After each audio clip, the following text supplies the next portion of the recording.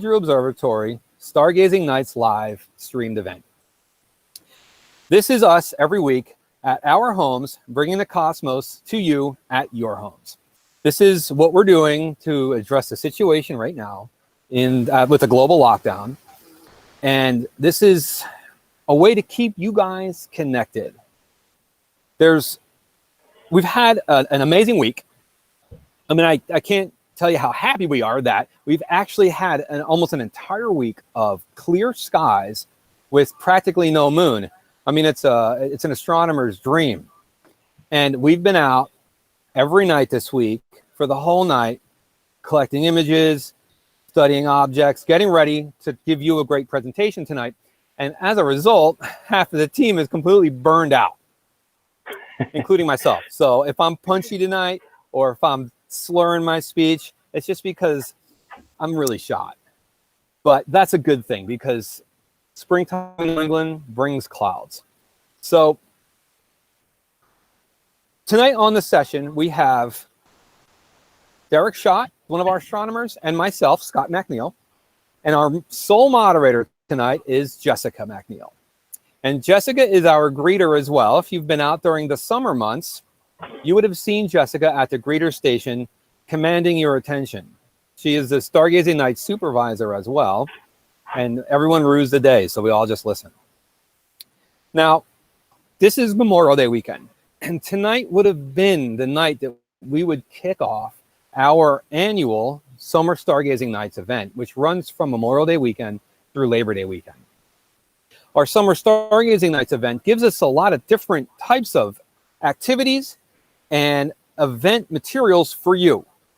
What we would typically do is open at 6 o'clock, and we would be showing the sun in our solar telescope. We have a hydrogen alpha telescope where we can show the solar chromosphere. We have white light telescope where we can show the solar photosphere, where you see all those sunspots. And then right around sunset time, we would switch over to night mode. But during this time of the year is when we bring on more team members. We bring on our interns. And we have more telescopes set up. We have team members outside with lasers pointing things out in the sky. We have live projections of objects on the side of our building. And we show presentations inside in the science theater, as well as gallery features in our science center. Now, as of right now, all of these things may be scaring you, because that sounds scary to a lot of people right now, this close quarters, mingling, hanging out, high-fiving. So for now, we're going to be postponing our Summer Stargazing Nights till at least June 5th, which is 2 Fridays from now.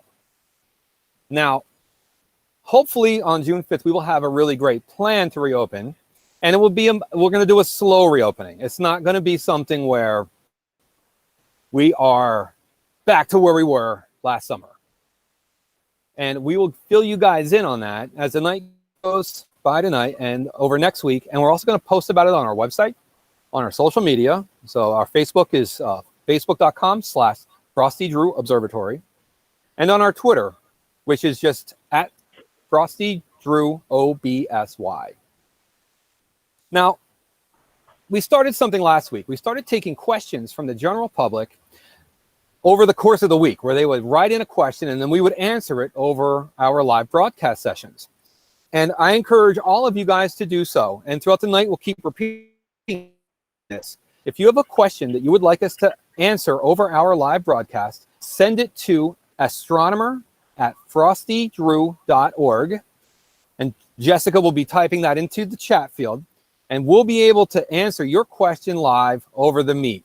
Now, it's also important to note, as you look at your screen, on the right-hand side, you're going to see that chat window over there. That is our live chat. That is a place for you guys to have discussions about what we're talking about. It's also a place for you to communicate with our moderators and ask questions. And our moderator will pose those questions to the astronomers over the air, and we can start a nice discussion about that. So please feel free to ask questions and talk amongst yourselves in the chat. I mean, you're all at home, so this is social distancing, right? So you don't have to worry about wearing your mask. You don't have to worry about getting sick. Now, one of the questions that came in this week was from this guy, Ernie Evans. Ernie Evans. Ernie Evans is, let me just give you a little background here. So Ernie Evans he's a real knuckle breaker, right? Like he comes out in the middle of the night, right when we're packing up, and he's like, hey, let's search for some Bell galaxies. Let's look down some really dim, faint, fuzzy objects until, sunrise. And we're like, Ernie, we want to go home. We're tired. No, I'm kidding. Ernie's a great guy. Ernie is actually the longest running team member currently at Frosty Drew Observatory. He predates all of us. He's been part of the team with, I think he is now on his 4th observatory director. He's a brilliant individual, and he posed a question tonight based on some really great stuff that's been happening in astronomy. So Ernie Evans asked, perhaps you can fill us in on types and causes of supernovae. Now, the reason Ernie's asking this question is because the last couple of weeks, we've actually had a really great supernova come into view in 2 different galaxies. Now, the 2 main types of supernova that we see are the ones you're thinking of, which is when a star dies, and that's called a type 2b supernova. A type 2b supernova happens when a high mass star, we're talking a star that has at least 10 times the mass of the sun when it's in its regular lifespan, which is generally what we call the main sequence. And if it has that kind of mass, then it becomes a supernova candidate. Now, I'm not going to go too crazy here. I'm going to try to find a midpoint between not a lot of information and like the scientific description.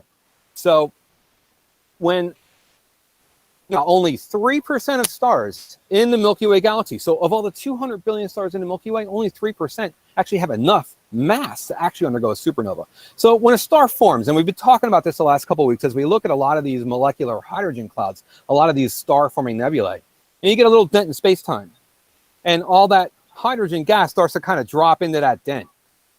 So, and that's, it's the nebula falling into that spot. So the dent is gravity. The hydrogen is the mass. Gravity plus mass equals heat. So the more mass you're accreting into that or gathering into that little dent, the hotter it's getting in the center. Eventually, in the center of all that mass, temperatures get hot enough to fuse hydrogen atoms into helium atoms. And when that occurs, a substantial energy output happens. So gravity pulls it back in. And that balance that you get, that is a baby star or a new formed star. Now, a star will live its life for anywhere from a couple 100 million years to tens of billions of years. High mass stars tend to go through their fuel much faster.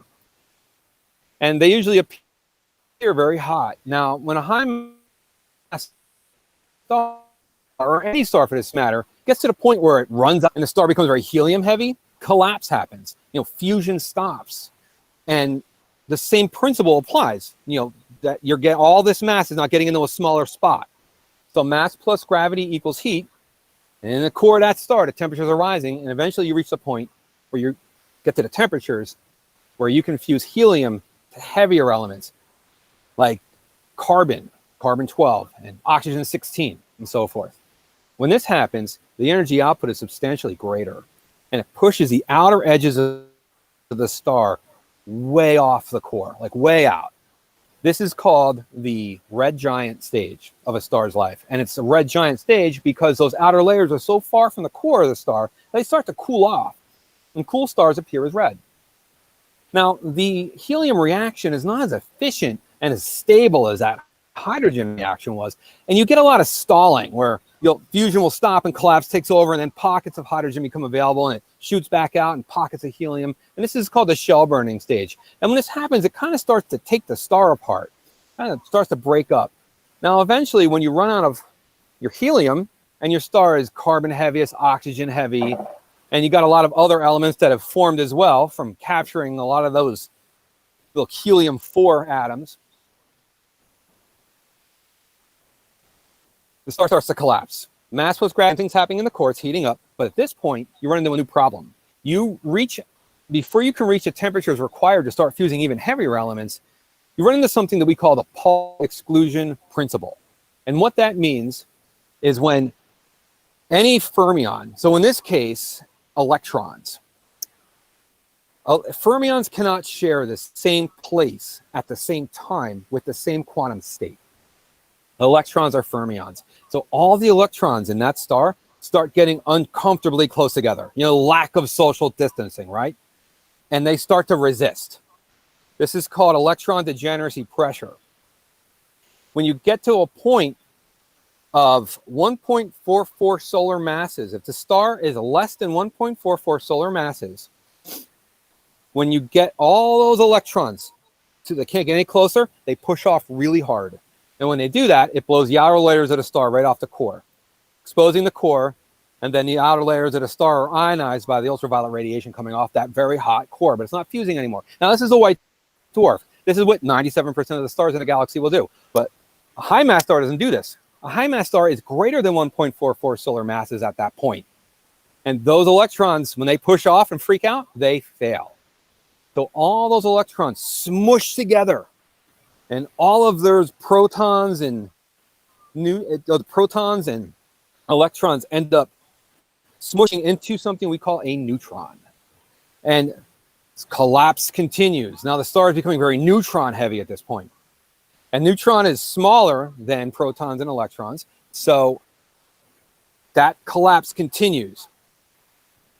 But neutrons are also fermions. And the Pauli exclusion principle, no two fermions can share the same place at the same time, the same quantum state, applies to neutrons as well. So eventually you get to a point where all those neutrons start getting uncomfortably close and they start to resist. This is neutron degeneracy pressure. And you get to the point where those neutrons cannot get any closer and they flip out and push off really hard. And that is a supernova. It blows up. The outer layers of the star off tensely, will eject another star from the system or destroy the planets in the system. And what remains at that point is what we call a neutron star. It's a very small star. We're talking a star that's about the size of, maybe Providence County with the mass of the sun. And that outer layers of the star expand out very quickly, and that's called a supernova remnant. Now, if you have a lot of mass in a star, that type 2 supernova won't form a neutron star. You'll collapse further, and you'll actually form a black hole, which is just a star or a stellar remnant that's so massive and so much gravity that even light can't escape. So we're talking a star that's like the size of like the park that Frosty Drew was in, with like 3 times the mass of the sun, if not more. That is a type 2b supernova. But there's another type of supernova that is even more interesting to astronomers, and it is called a type 1a supernova. A type 1a supernova is largely what we usually see in other galaxies. Now, there is one of these supernova we see right now is actually a type 2b, but most of the ones we see are type 1a's, and a type 1a is completely different. Type 1a is when you have a binary star system, and I'm going to show you a binary star system live in a couple minutes.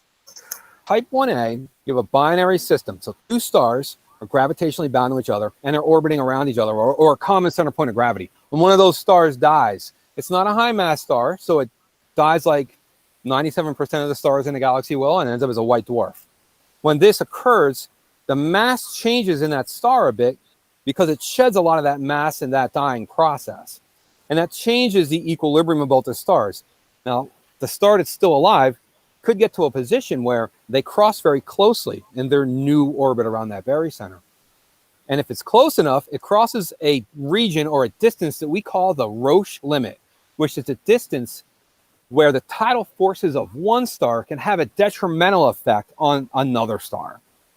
If that happens, then the star that's the white dwarf that's now the remnant of the star that died starts stealing matter and mass from the other star. And it starts to gather on the stars, on that white dwarf surface. Now, it keeps doing this. It's called accretion. But what happens at this point is it's just sitting on the star's surface. It's not inside the core. And when that star reaches precisely 1.44 solar masses, all of that accreted mass ignites. It's thermonuclear runaway. This is how stars form. It happens on the surface of this stellar remnant, and it explodes, destroys the other star, destroys itself, and because it happens at precisely 1.44 solar masses, it's always exactly the same brightness. And it's so bright that it will outshine everything else in the galaxy that it resides in. And because we know exactly how bright they are, we can use type 1a supernovae to get a higher precision in our measurement to galaxies that are out there. Because a lot of our traditional measurements don't really work well with objects that are that far away. So, Ernie, I know you know this, but those are the two different types of supernovae that are most commonly referred to when we talk about supernovae. So, real quick, I'm going to switch over now. Well, Scott, Do you have a question, Jess? There was a question here from, we have a few questions. One is dealing with supernovas here from Mark C. He said, how many light years away would a supernova have to occur to pose a significant problem for Earth?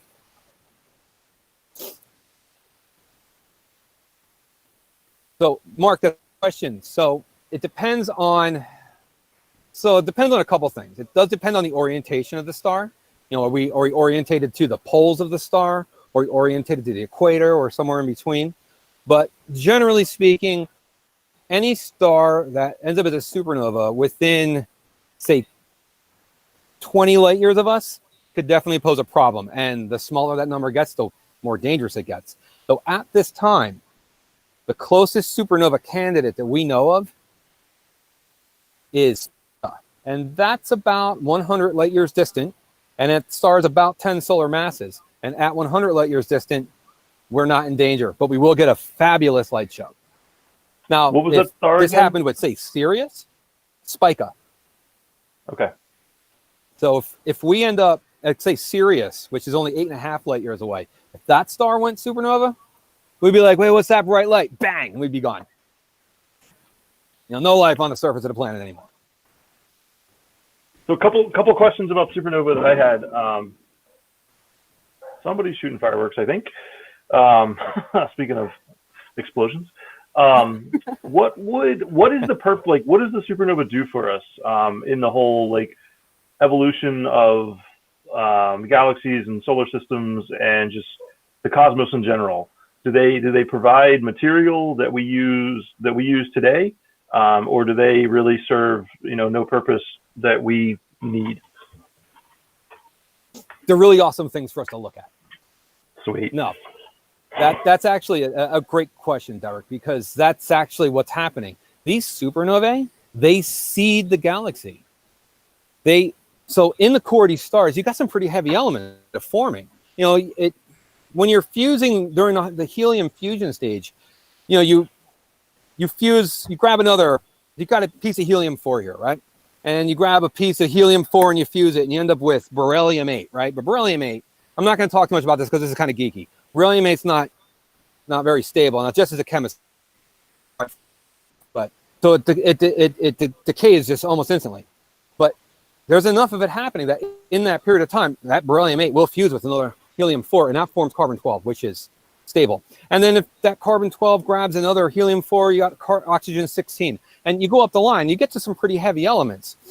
Now, when these supernovae explode, they blast all of all those elements in them, all of their anatomy off into the galaxy. And when that moves into, say, like a nebula, like a hydrogen gas cloud, that will disturb the gas cloud, that supernova remnant, that shock wave, that matter that's moving out. And it will trigger star formation in that cloud. And that planet that's forming, those stars that are forming, planets around those stars that form, anything that's on those planets, will have atoms from that supernova inside them. And so do we. When you look at the composition of our bodies and you look at the composition of Earth, when you look at the composition of the solar system, it's all the same. Hydrogen, oxygen, carbon, nitrogen, helium. I mean, it's out there, it's in us. So all of those supernovae that exploded in the past seeded this entire star system and gave us a chance to exist. And so from a perspective of type 1a supernovae, you can measure distances using them. Yes, yes. So it just really, this is a quick question here. What's the best time of year to see the Milky Way? Yes. waiting Nope. for that question. That is actually, so best time of year to see the Milky Way is now. At Frosty Drew, it's April through May. And during that time of the year is when we get the Milky Way in the morning sky. It rises right up from the south. And during the hours that it's out, you get the least amount of localized light pollution because, you know, businesses are closed, everybody's sleeping. And all that moisture in there, all that humidity, all that, it all drops down as dew. And it's all over the ground. It's everything saturated, but the sky is crystal clear. And this week, I've been out numerous nights this week, and the Milky Way has looked amazing this week. Last night, I couldn't believe it. I just sat out in the field at Frosty Drew by myself in all my gear, just looking at the Milky Way. And I was just like, it's just, I mean, I've been working there for 10 years. I've been going there for 15, and it still blows my mind every time I see it. I can't believe how beautiful it is there. You're making now, everyone we real can keep jealous with the questions. Yeah, I know. I'm sure I am. They're probably like, what are you doing in the closed park? So yeah, give us some live real views quick. now. There you go. I'm going to switch over real quick here to a live view in my telescope. Let me just make sure I'm still tracking in on it well. Let me adjust my field real quick. And I'm looking right now at a binary star system. This binary star system is called Core Carolee. So I'm going to bring up my phone screen real quick here. So give me 1 second.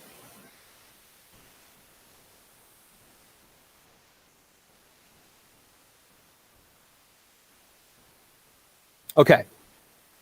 So right here, you'll notice that on the screen, you can see my camera app, and this is from my phone attached to the telescope.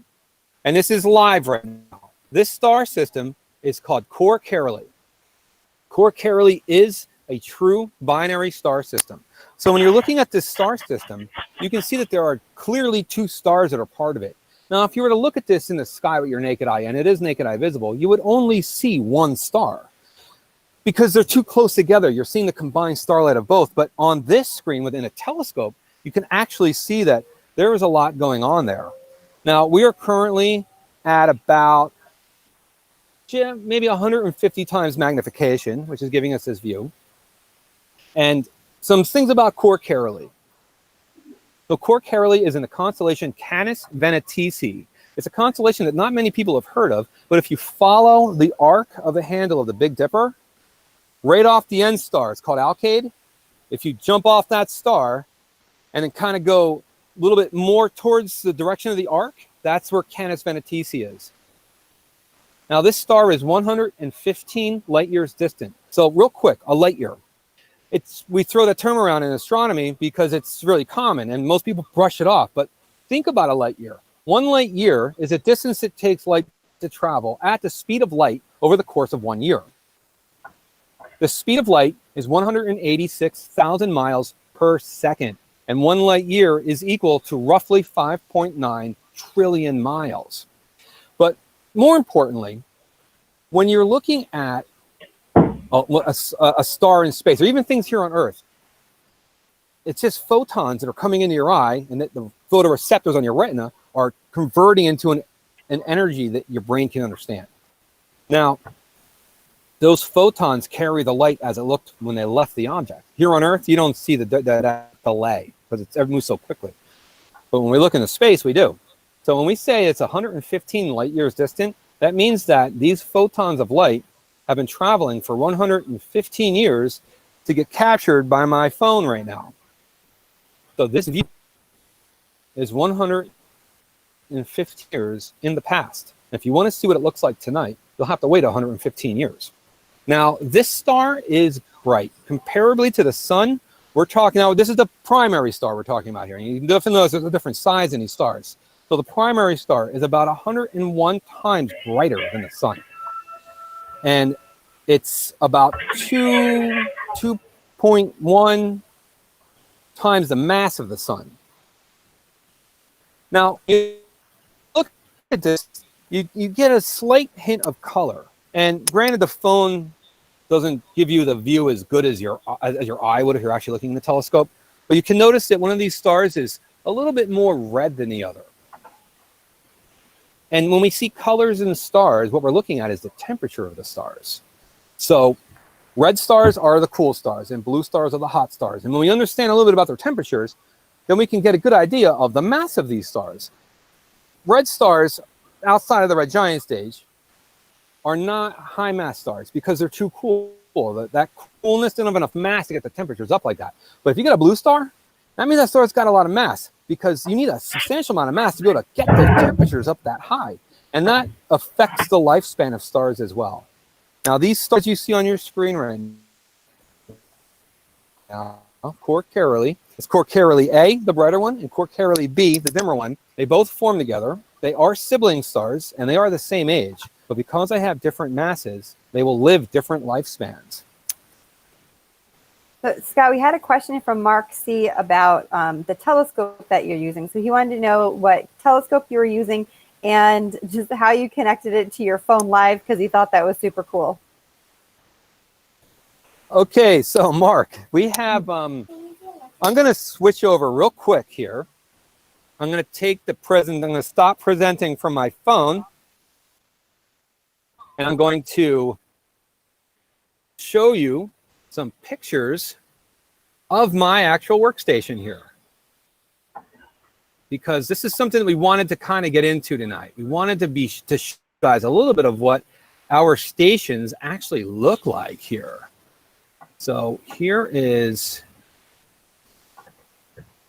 put this up real fast.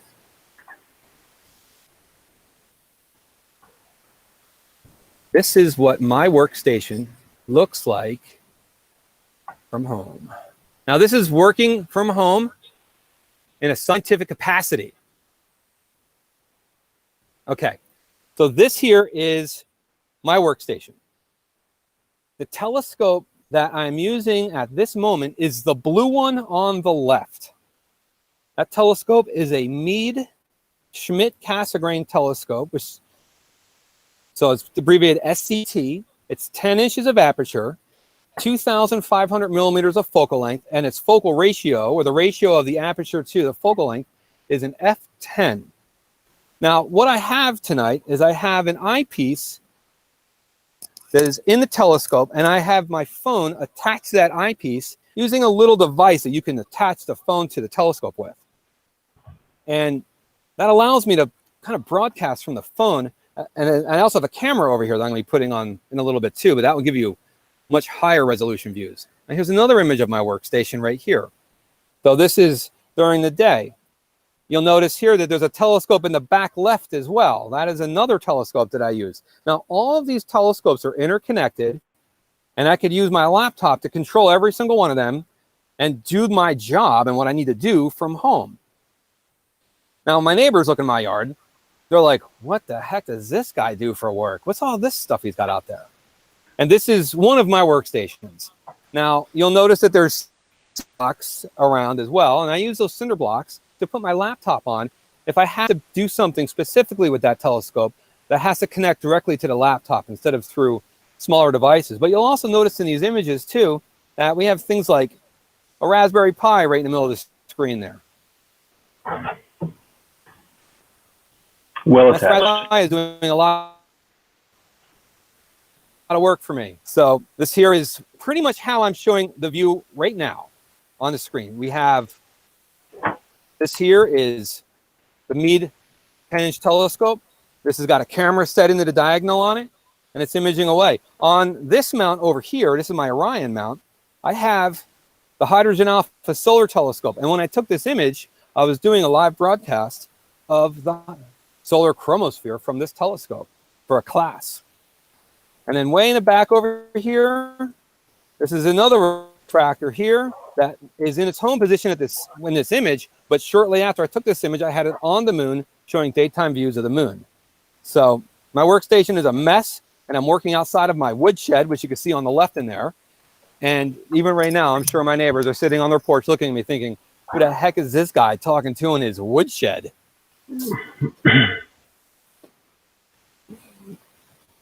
That's my chart. So, Derek, you got anything? You want me to move to another target? Well, Scott, actually, we had a question about the one that you were on. And the question was, We had a question about the object that you were just on, bring it back that binary star. Yeah. Said, is the orbital back up. period of this star pair known, and how accurately do we know it if so? So the star's orbital period, it is known.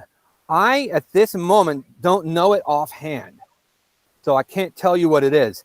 And our understanding of binary systems at this point is pretty good. I mean, we've come up with a lot of different methods for detecting binary systems and binary system relationships.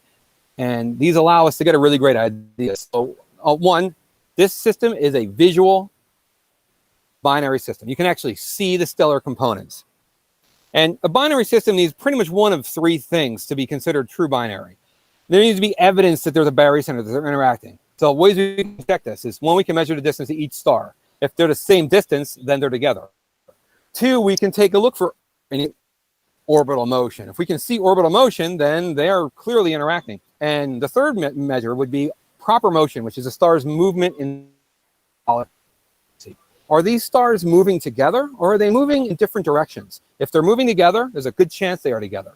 So usually any one or two of these things is good enough to know that we have a true binary. Now, like I said, this is a visible binary. You can actually see the constituents of the stars in the telescope. But another way to detect binaries is called the astrometric binary. An astrometric binary is where we don't necessarily see the components, but we can measure and detect the gravitational distortions or influences we don't see have on the stars that we do see. And using that, we can detect the mass of the star we don't see and its orbital period. And then the third type, and this is really the most awesome one, is called spectroscopic binary. And this is where we're talking stars that are so close, where they're closer than the orbits of like Mercury and the Sun. And their orbital period is in like days or sometimes even hours. These stars, using a spectrometer, we can spread the light from the star out in the entire visible spectrum. So it looks like the rainbow. And then when we look at that spectrum, we can see Doppler shift from the motion of the smaller binary companion that's orbiting around the more massive star. And in that Doppler shift, you'll see it as that star orbits away from us. It'll shift just a little bit to the red side of the spectrum. You get like a little jump in the red side of the spectrum. And then as it orbits towards us, you'll get a jump in the blue side of the spectrum. And that's Doppler shift. And when it moves away, it's called red shift. When it moves towards us, it's called blue shift. And these are how we detect binary components, their orbits, and the mass of the stars. Now, you want me to do another one, Derek? Or you want to take over for a little bit? We're going to try an experiment. So yeah, I've got another binary. This one's in Botes, Delta Botus, and it's kind of a wider separation, but I was curious, so I wanted to see if this worked. And then if it does, that would be great, because it means I can present from my Astro laptop. So let's try this. All right, so bringing that into our Google Meet. All right, let's see if this works. All right, so we're going to try a video here of K-stars. All right, so that's, everybody can see this whole thing I've got going on here, which is basically the live view coming from the telescope camera. So I'm taking a picture every second as a live video and presenting it here. So this is a double star in the constellation of Botes, which the brightest component of that constellation is the star Arcturus. And this star, if you follow the left side of, or the eastern part of the wedge shape, which I like to call the ice cream cone component, this is the second star away from Arcturus. So it kind of forms the top of the ice cream cone, but not the top of the ice cream. And this star is a very wide binary, and it's about 107 arc seconds apart, which is kind of popular for, actually, let's see, apparently my guiding isn't perfect tonight. The thing is drifting. So we'll just resync here and give myself a little more room. So this is a pretty popular binary for amateur astronomers to look at with their telescopes. And there's a couple more in Botys that are wide like this, and then some very narrow ones that are kind of a challenge to split. So another binary star, which this was an experiment to see if we could do this. So hopefully later tonight we can do some of the dimmer objects under the same view, and I don't have to do the whole shuffling of a picture between two laptops that I was doing last week. But it looks like, or 2 weeks ago, looks like we like that. Yeah, I don't. It's a lot of moving parts. We like seeing you suffer, Derek. So I had a question here from Oscar Quinn. He's our 7-year-old guest who keeps coming back every week, which is awesome. Oh, awesome. Yeah. He would like to know who first discovered Mars, and were there astronomers before telescopes were invented? So, Oscar, that's a great question. So, Mars. We have no idea who discovered Mars. You know why? Because Mars is naked eye visible. So the first person that looked up and said, hey, wait a minute, what's that? That was the discoverer. But were there astronomers before telescopes were available? Yes, there were. Now, at this moment, I can't get into too much detail about that. I'm not too much of a historian, though it was largely astronomers that were trying to figure out what was going on in the sky that were the ones that started inventing the telescope. Because, at first we used to think that, there was almost like there was a covering on the sky. We weren't too sure what was going on, but this is civilization as well. I mean, different civilizations use the stars for a lot of different things. So I'm talking about pretty much our modern civilization in this statement. I'm not talking about other civilizations.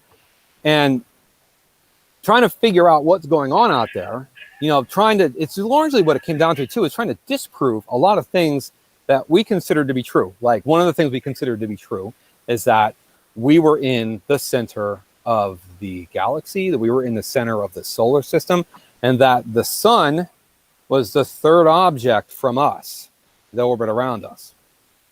And a guy called Copernicus came along and said, you know what? I think you're wrong. And they weren't too crazy about that idea, but he came up with something called the heliocentric model, which puts the sun in the center. And a lot of these guys and a lot of these astronomers and a lot of these people were the ones that really pushed to have these different telescopes made. And a great example of this would be Galileo. Galileo, he hacked his telescope to get better views of the moon, tested it out in Jupiter, and identified Jupiter's 4 Galilean moons. And then you got Sir Isaac Newton, who was just sick of the idea of having the heaviest part of the telescope all the way at the top. And said, well, what if we move it to the bottom? How can we do this? And he made the first reflecting telescope called a Newtonian, Isaac Newton, Newtonian reflector.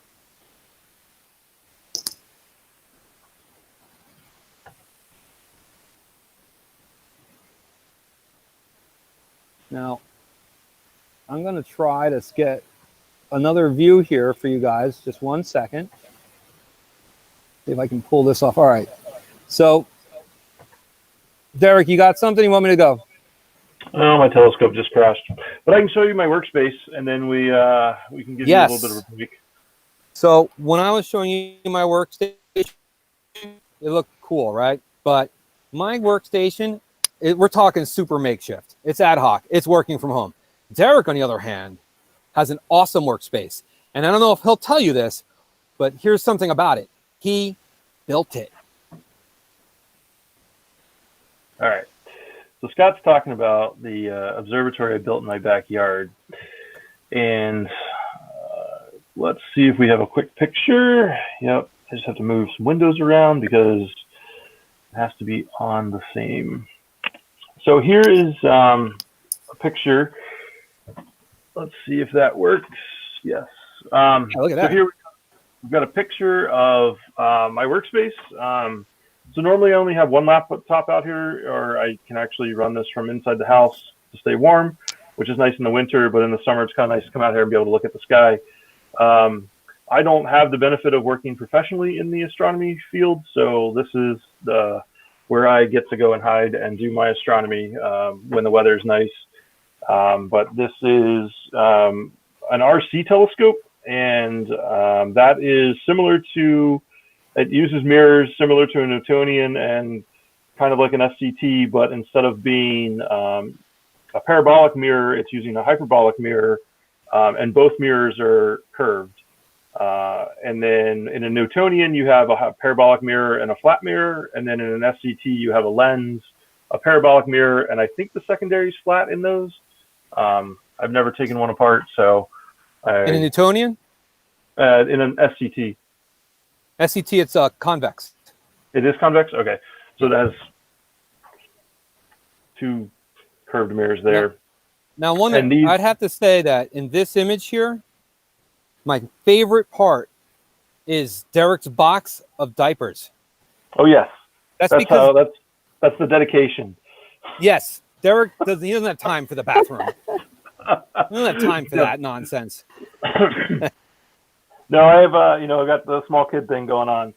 So we have plenty of those laying around, just boxes to put things in. So that's all the stuff that was on the counter here that I wanted to hide for the picture. But yeah. All right. So the other thing I wanted to show you guys tonight was I went up to the local high school and took a picture of Mercury and Venus, kind of a wide angle. Let's see. Am I sharing my whole screen or just, oh, come on, Google, do your thing. Yeah, nope. Browser right now. Yeah, here we go. All right, so this is the picture of my observatory, and then we have Mercury and Venus at the local high school. So you can see this was kind of a conjunction that's going on right now. This brighter one of the two is Venus, and then a very dim dot below here is Mercury. I also shot this with a longer lens to try to resolve some of the crescent on Venus, but a 50-year-old camera lens does not do well with that type of contrast, so it just looks kind of like a terrible mess. But it kind of it gives you a better view for the separation. But I liked the landscape here because it gave you an idea for what that actually looked like in the sky. So, yeah. All right, I'm going to try to reboot my telescope and see if I can get that thing working again because it kind of froze. I don't know why. Kind of fun. Now, over these last couple days, we've had Venus getting into conjunction with Mercury. Now, Mercury is not as visible as Venus, but you can see them together with binoculars. And you can do it during the day if you're careful enough. Just don't look at the sun, right?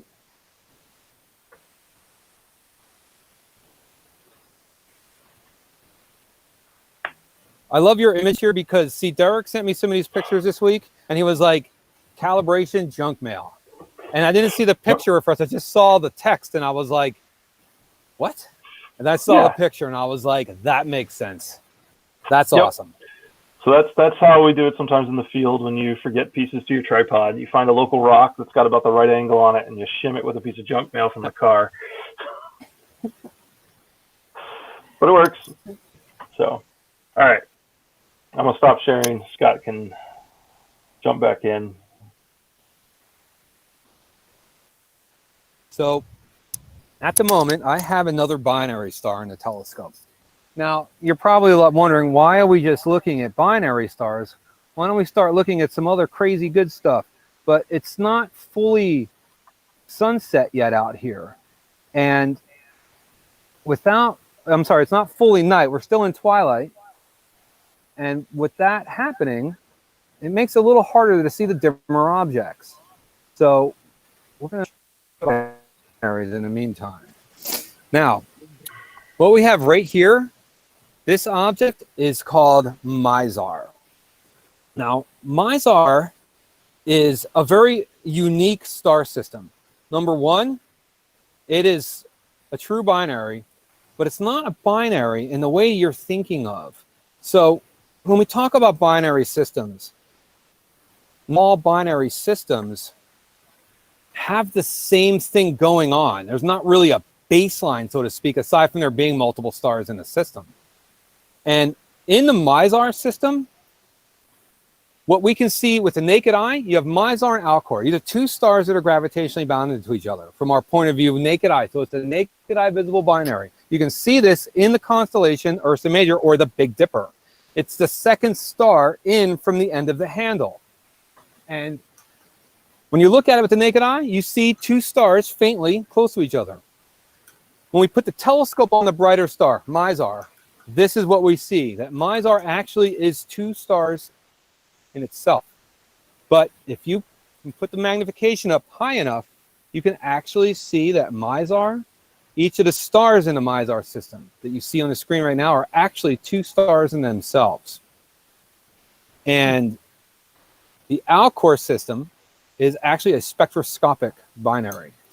So each of the stars we see in these, the two Mizar stars and the one in Alcor, are each three different star systems. Where in the star system,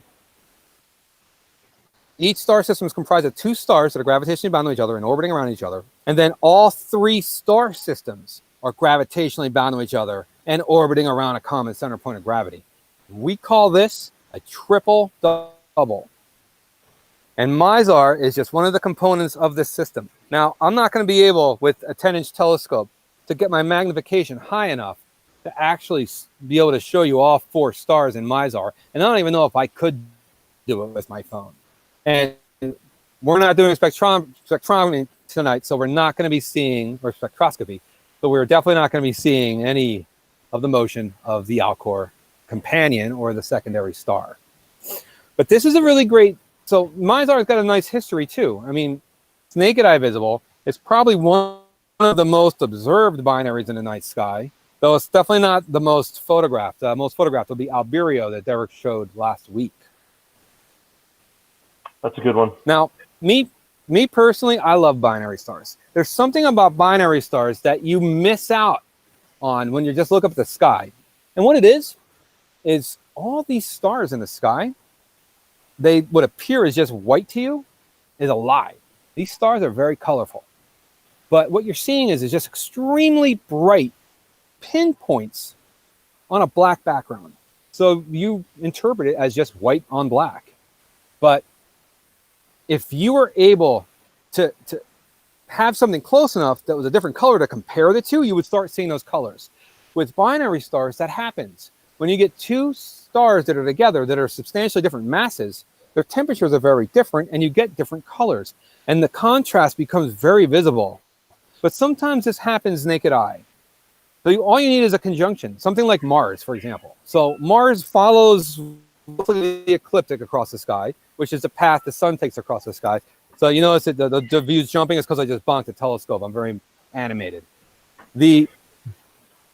When Mars moves along the ecliptic and gets near, Mars is very red, but it just looks kind of whitish pink to your naked eye view, or maybe a little orange. When you look at Spica or Regulus, they just look white. But when Mars gets within 1 or 2 degrees of Spica or Regulus, those are blue stars. The colors become so unbelievably apparent. And you get like a blue sapphire in the sky and a red ruby. And people come out and they're like, what is this? What is going on here? What's with these colors? I've never seen this before. And it's just because at that point, they're close enough that you can compare and contrast and your mind sees the colors. Over the next few days, as Mars continues to move along its path, they start to lose their colors and go back to kind of, whitish pink and, well, whitish blue. So keep that in mind when looking at binaries. And binaries are always a good go-to if the moon is out, if we're in the city. And I'm up here in the city, so I don't get the best skies. And if you are looking in twilight, though at Frosty Drew, binaries are nice and sexy, there's nothing like looking at the deep sky objects at Frosty Drew because it's just so dark. Did you say before that Mizar was in the Big Dipper? It is, yes. Yeah, okay. Yep. It's the bend in the handle. So we That's had right. a question as far as like where you guys are located. So do you want to kind of give your locations out there? Hey, don't come and stalk us, guys. We have enough of that going on. We call them astro groupies. Derek, you want to give up your location, or are you going to stay in privacy mode? I mean, I already said I that he can was go in Connecticut, but that was it. yeah, I mean, I'm in southeastern Connecticut. It's about a 40-minute drive down to Frosty Drew, 35-minute, 40-minute drive. But, you know, kind of here in the woods of the town of Ledyard. If we just let him keep talking, you'll eventually get, you know, his address and his. Well, you know, people that are, you know, super sleuthy could take that Venus Mercury picture I figured out. I put up and figured out that that's Ledyard High School, so it's not that hard. All right, so I'm trying to line up on M101 again, So, and then I will be right with you guys. Yeah, so Scott, people think that you're in Charlestown. Yeah, so Frosty Drew's in Charlestown. I'm not. I don't live there. So a lot of people who visit Frosty Drew think I live in the house that's across the street, and that's the Science Center and the Sky Theater. And sometimes I think it's kind of weird that people think I live there because I'm like, there's nothing out here. Do you think it's just coming out to my backyard to look at the sky? But no, so I'm in Providence, Rhode Island, and it's about the same distance for me to Frosty Drew as it is for Eric, about 45 minutes. So I'm not an original Rhode Islander. I'm actually from New Jersey.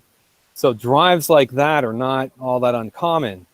But when I talk to some of my neighbors that have been here for their entire life, they're like, wait, you drive 45 minutes down to work? And I'm like, yeah. And they're like, oh, that's ridiculous. That's crazy. And I'd be like, well, why? And they're like, we go on vacation in Charlestown. So, but up in Providence, we don't have the best sky. We definitely have a lot of light pollution.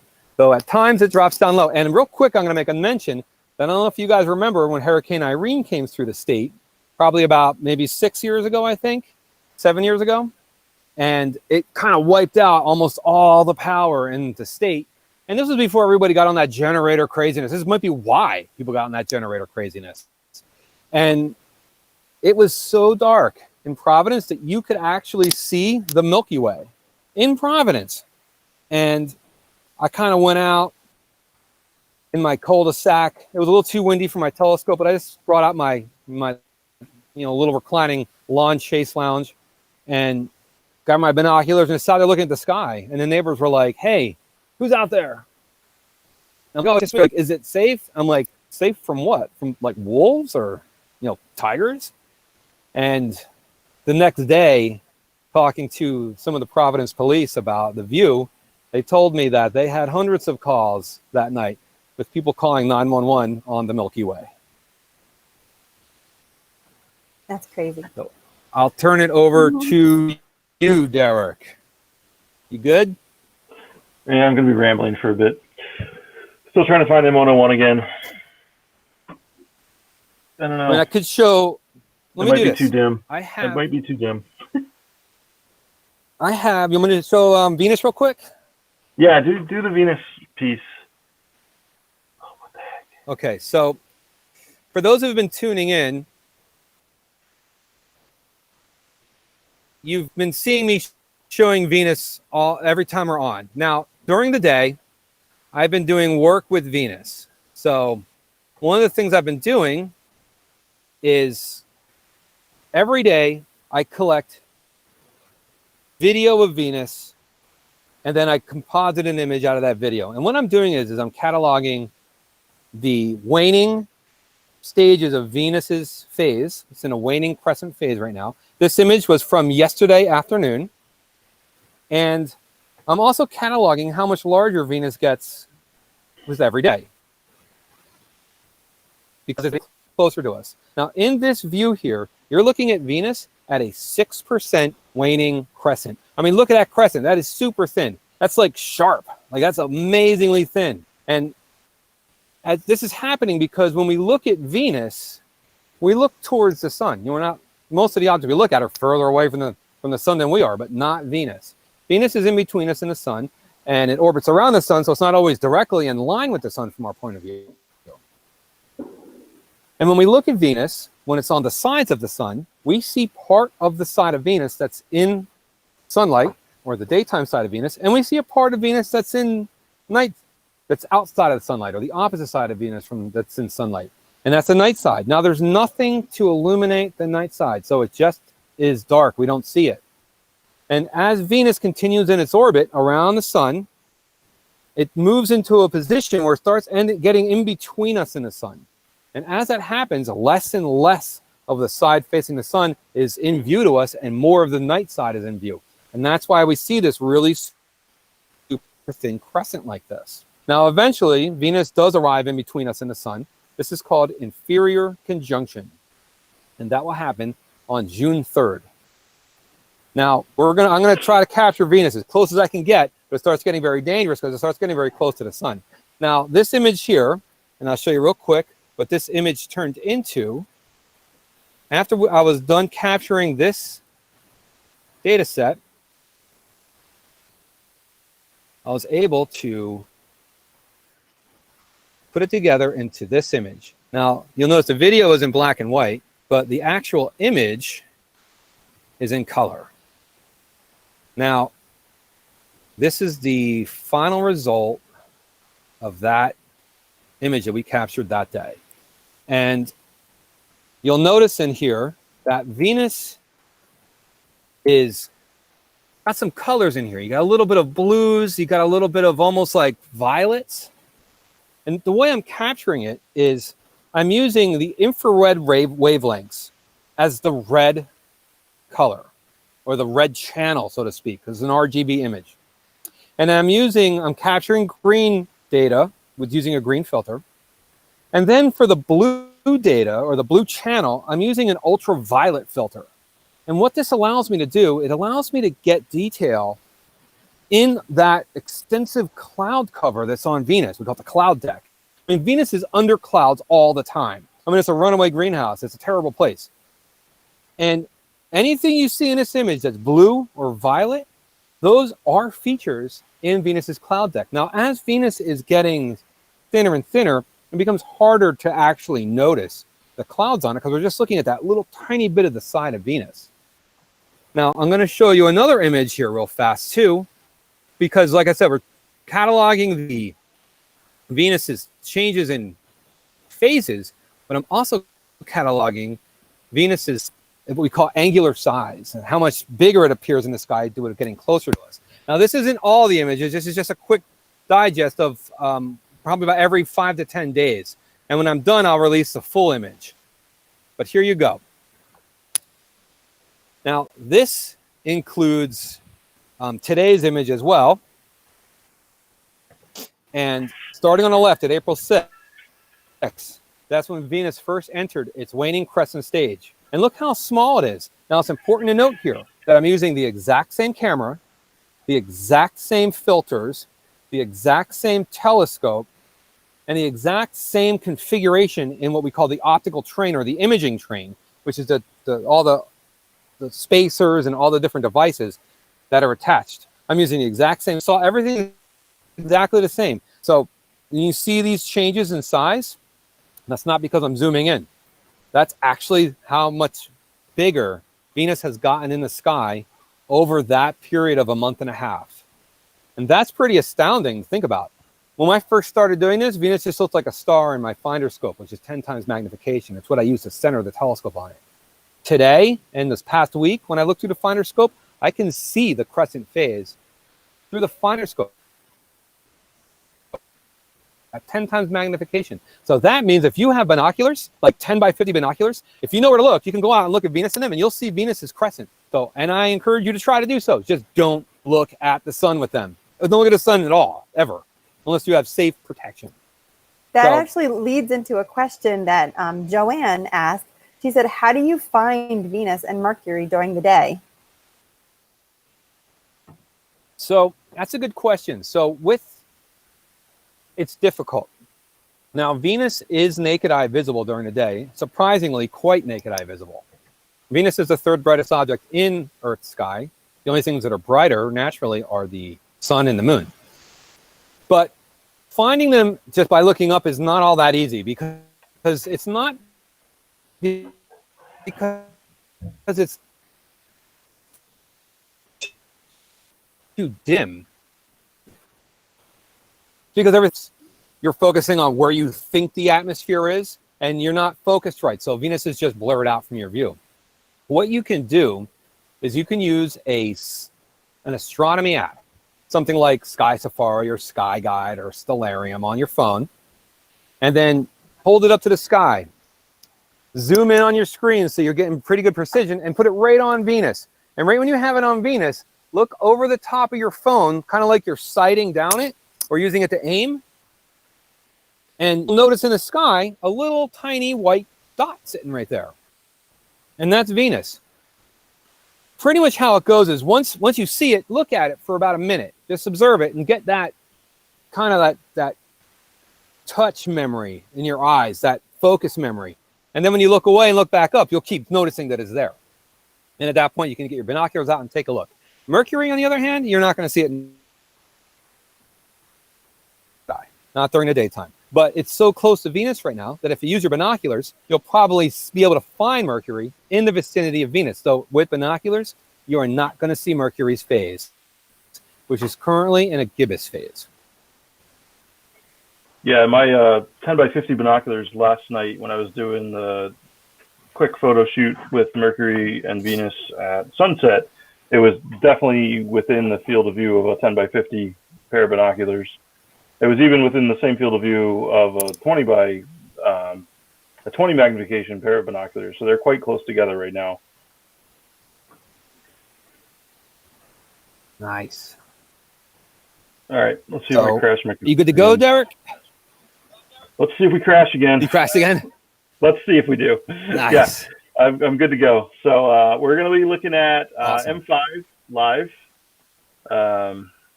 So we're gonna set this up for you guys. Hopefully. Hopefully. Fingers crossed. Oh man, it's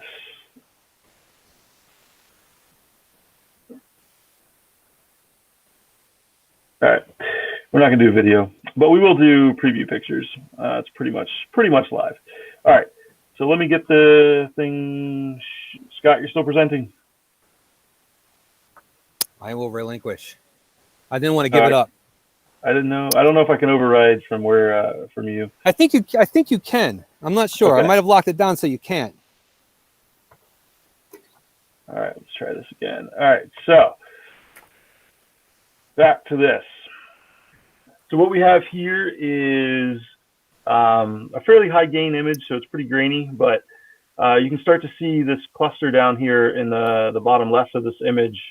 And that is the globular cluster M5.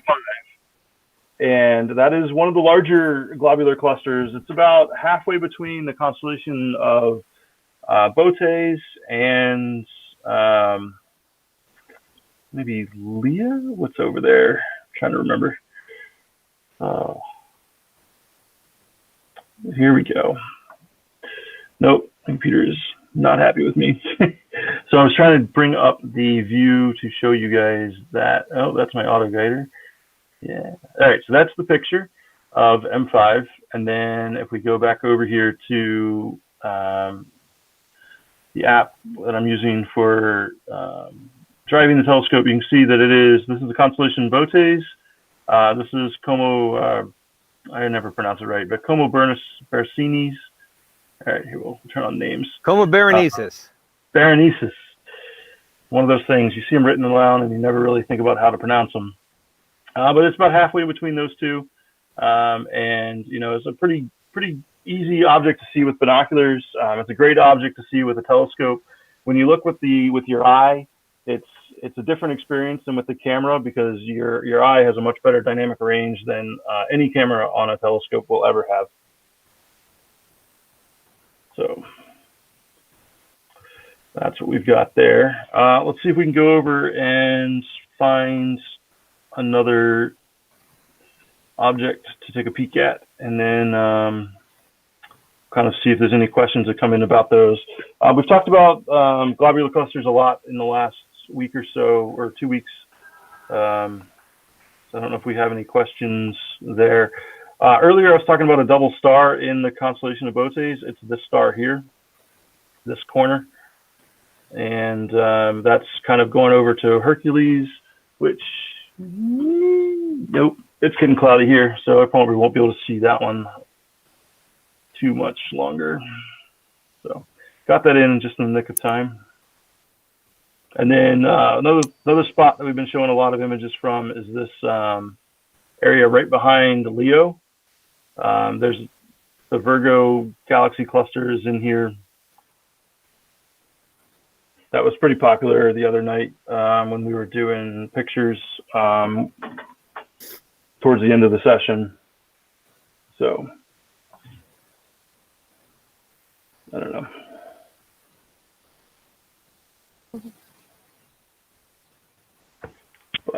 So right now I'm looking up my wide field camera, so that's why I'm looking into the telescope right here. Fair enough. Let's see if we can scoot over to, and we'll see what happens. But yeah, it's definitely, yeah, I've got clouds here. So that'll be the end of the live views. Unfortunately, Friday night, it's Yeah, give me 1 second. I'll bring up something. All right. You're a little further east than I am. Hopefully the clouds haven't gotten to you. So give me 1 second. I'm going to jump around a little bit in here real fast. Yeah, part of the reason that we say that, you know, viewing the Milky Way is really good this time of year. I mean, just scroll over here. Is this cloudy region that you see on my Stellarium app is the Milky Way. And you'll notice that it's right on the horizon at basically 10 o'clock at night. And 10 o'clock at night in the summer is what we consider the astrological twilight has ended, meaning the sky is dark. That gets a little bit later as we close in on June 21st, June 22nd, when we have the summer solstice. And from then on, it gets earlier and earlier. But the Milky Way this time of year, in about 2 hours, is really coming up off the horizon. And, you know, basically at midnight, you've got this beautiful view of the Milky Way coming out of the southeast, going up over towards your left or the northeast. And it just, that's the core of the Milky Way galaxy. And it's super bright for the Milky Way. It's not very bright. And it has, you can really start to see some of the fine detail and understand the structure of the Milky Way. Whereas later in the summer, it's already out when it starts to get dark. And especially at Frosty Drew, as the Milky Way gets closer to the light dome from westerly, we lose detail quite a bit as that light dome becomes a player in how much background light we have to contend with when viewing the Milky Way. But that southeast corner of the sky at Frosty Drew is basically looking out over the Atlantic Ocean. You've got Block Island, and that's about it in that direction. And it's very dark and a good corner of the sky for viewing the Milky Way.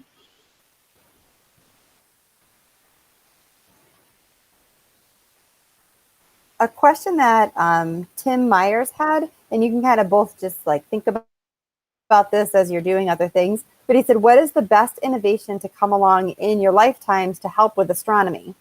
He was kind of thinking along the lines of like a Telrad finder or ephemeris software. Astrometric, maybe. Maybe for clock drives? Yeah, I think during my lifetime I think a lot of things have, as far as like the core amateur astronomer telescope gear had pretty much already been invented. I think a lot of inroads have been made in allowing the equipment to be more readily available. Maybe, you know, in the 80s and 90s, a lot of amateur astronomers were making their own telescopes.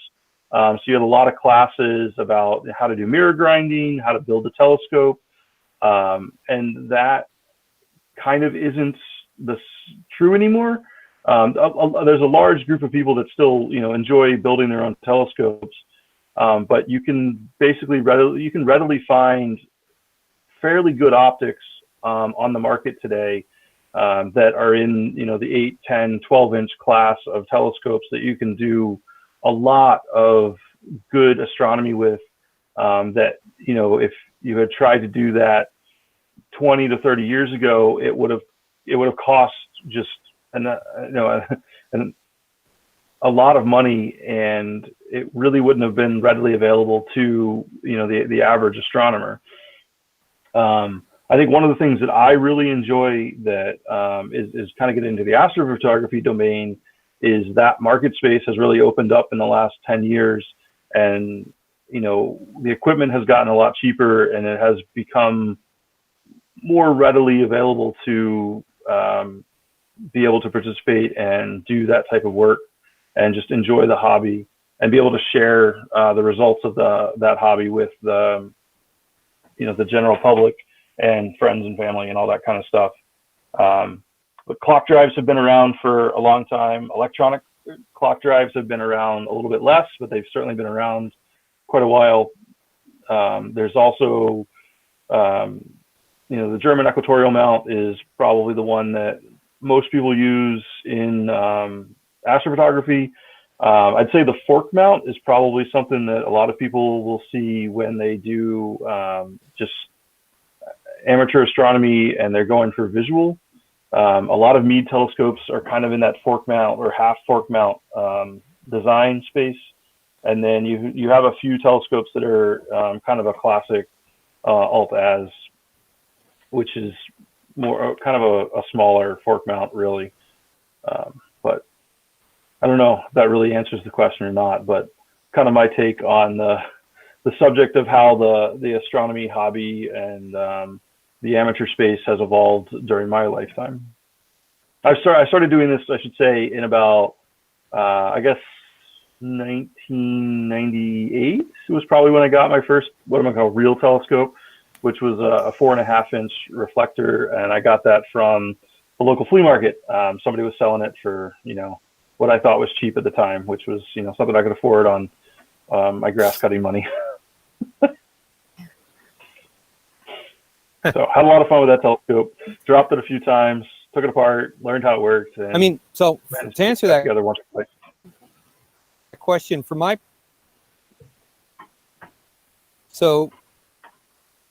point of view, Breaking up, Scott. when we're talking about technology and breaking up, am I better now? Yeah, you're good now. So, like, advances for astronomy, what I've noticed is definitely the imaging abilities, the sensitivity of CCD and CMOS sensors and cameras. You know, we've gone from a position where not so long ago, I mean, a couple hundred years ago, we were drawing images of the heavens, images of galaxies, or images of nebulae or star clusters. Now we're at a point where we're actually, you know, imaging them very easily using digital technology. And I think that's just really the advancements on it happen on like a yearly basis. You actually can, I have a camera that's about 6 years old, and then I'm using a camera now that doesn't belong to me that is about 6 months old. And the differences between these two cameras is just unbelievable. It's amazing what you can actually do. Now,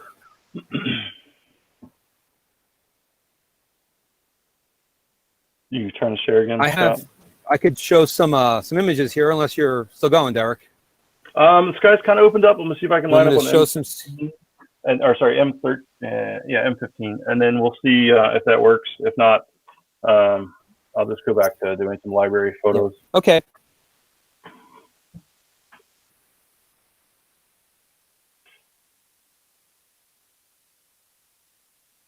I have 81 in the telescope now. Oh, nice. That's in the trees for me.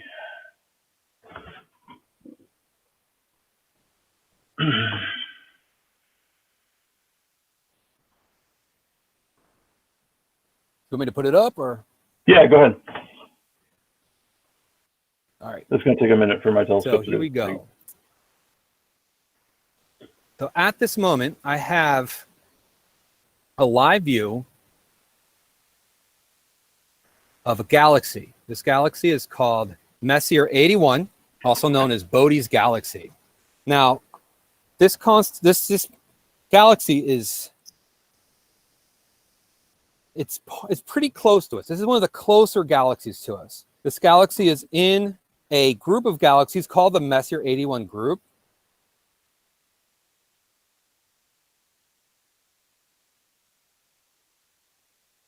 And there are two galaxies that are quite close to each other, very similar in size to the Milky Way. So it's in the constellation Ursa Major. So this is in the Big Dipper constellation, though it's not. And this is a grand spiral galaxy. In this image, you can see, like, again, I'm in the city, and this isn't really the best place to capture galaxies or some of the dimmest objects we look at. But you'll notice that here's the bit of the spiral arms. Here's one spiral arm coming out right over here. This galaxy spans a diameter of 90,000 light years.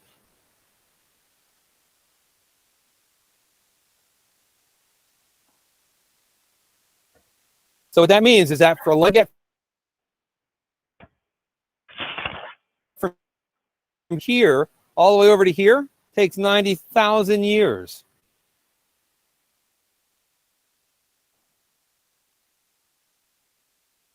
Think about that. That's huge.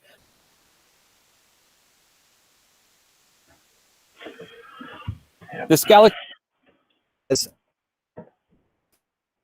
a central black hole in it, right in that galactic nucleus. That is 70 million. I mean, like, we're throwing in 1 million. And this galaxy is very, very visible. If you're in a dark site like Frosty, you could see that with binoculars. You don't need a telescope with a camera on it to actually see it. You can see it with binoculars at Frosty Drew. Now, this is also this galactic grouping is quite close to us. So I said there's 30.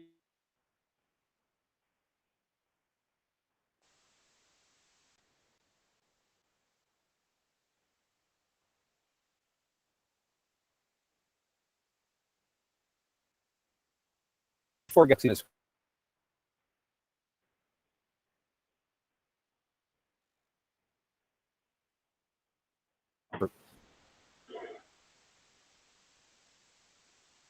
Now,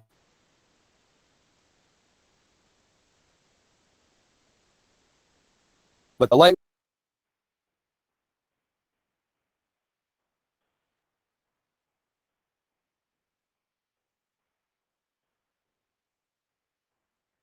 see it left the galaxy. This happened 11.85 million years ago. You want to see what it looks like tonight? You're not going to have an object?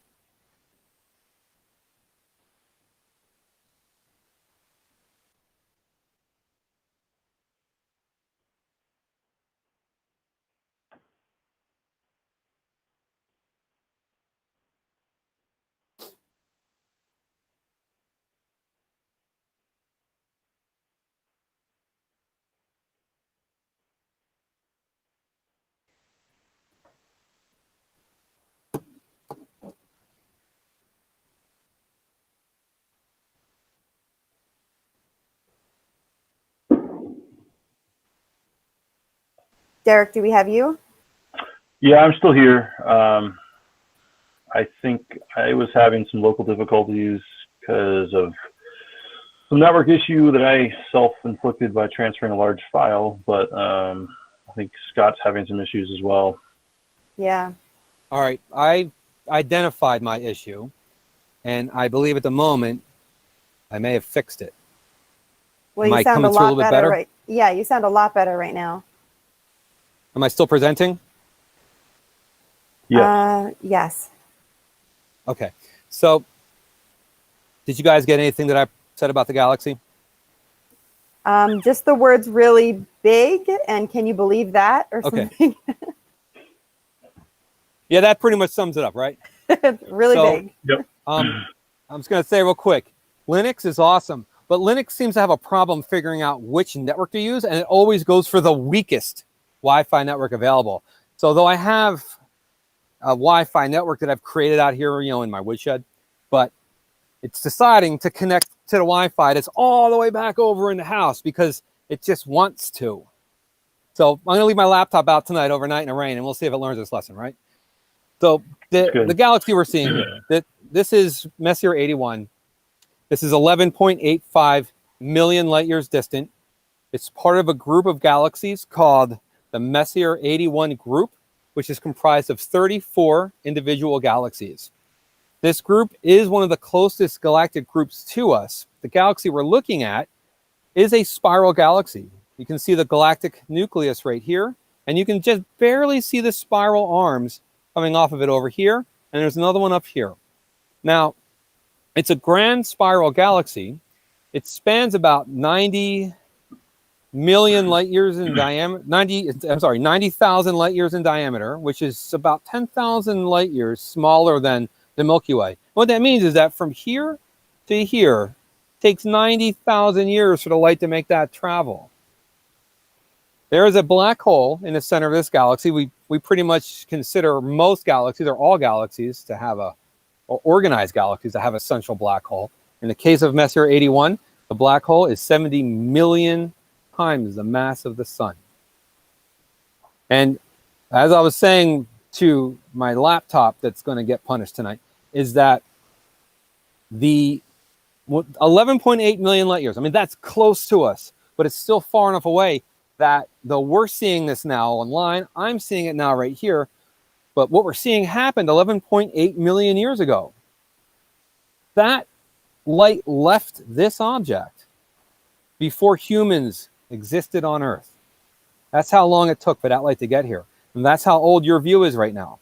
And in that time period, you're not going to see a lot of changes in a galaxy because 11 million years on the galactic time scale isn't really all that long. But that's the close one to us. That's pretty hot.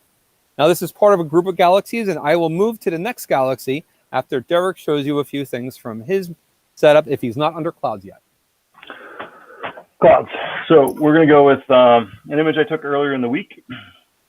This is something that doesn't come up till later in the summer, or if you're up at 3 o'clock in the morning, like I was on Tuesday night. So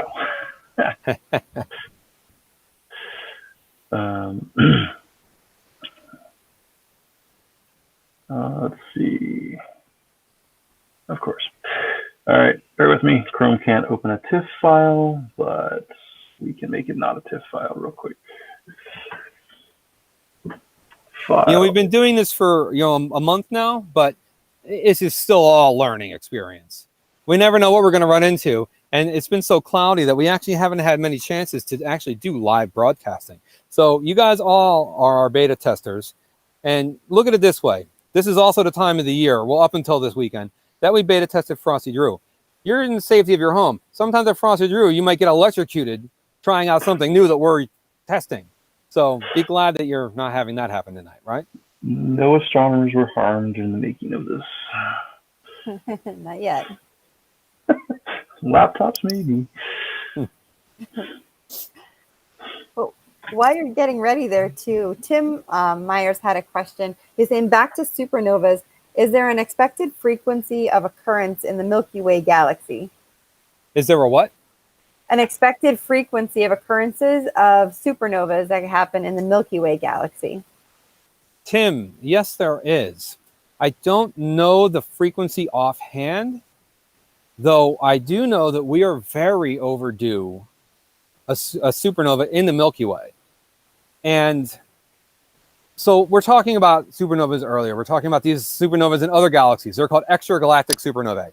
But a supernova in the Milky Way galaxy would be amazing for us because it would be so bright that you wouldn't need a telescope to see it, like all the ones we see in other galaxies, and you wouldn't need nighttime to see it. It would be visible during the daytime.